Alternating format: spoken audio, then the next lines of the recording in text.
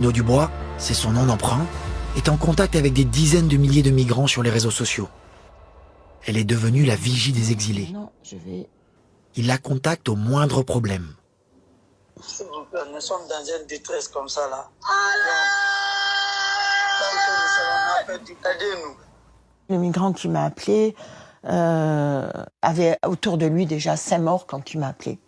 Et au moment où il me parle, il me dit il y a encore une personne qui vient de décéder. Donc ça faisait 6. Tu angoisses, quoi. Tu raccroches, tu rappelles les gardes-côtes, tu fais que ça, les appeler. Elle recueille les vidéos qu'il lui envoie pour documenter les violences, comme celle-ci, où un policier frappe des exilés en détresse. Dans des dizaines de carnets, Marino Dubois consigne chaque bateau disparu et chaque mort en mer dont elle a connaissance. Depuis 1 an, elle en a comptabilisé plus d'1 millier. Un nombre de morts nettement supérieur aux chiffres officiels. L'activiste accuse les gardes-côtes tunisiens de provoquer délibérément certains naufrages. Il y a les gardes-côtes, ce qu'ils font, c'est que quand ils voient des bateaux de migrants, ils font le tour, un tour autour d'eux, 2 tours.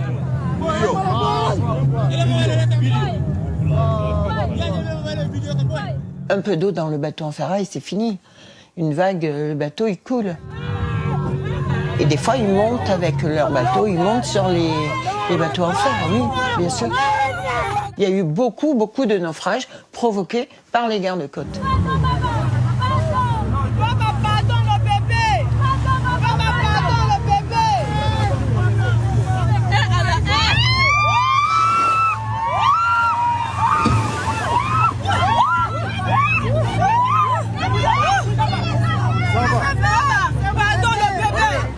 La garde nationale tunisienne, ils ont fait un naufrage. Et depuis l'accord signé avec l'Europe, les autorités tunisiennes et sa garde nationale utiliseraient des méthodes encore plus brutales. Quand ils prennent les migrants en mer, eh bien, avant ils les relâchaient, ce qui n'est plus le cas. Maintenant, depuis 1 an et demi, ils les arrêtent, ils les envoient dans le désert de l'Algérie, ou alors en Libye. Ils sont fouillés, on les déshabille, même chez les femmes. Ils vont dans leur partie intime, chercher les téléphones. Parce qu'ils ne veulent pas de preuves, justement. Pour essayer de trouver ces preuves, nous retournons à Sfax.